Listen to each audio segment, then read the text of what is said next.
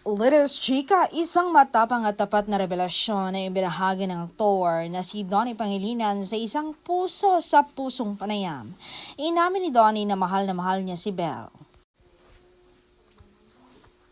Ang pag-aming ito ni Donnie ay umani ng samot-saring suporta mula sa netizens at mga kasamahan niya sa industriya na humahanga sa kanyang katapangan na magpakatotoo sa sarili sa kabila ng pagiging isang public figure. Isang inspirasyon para sa lahat na umamin na sa tunay na nararamdaman.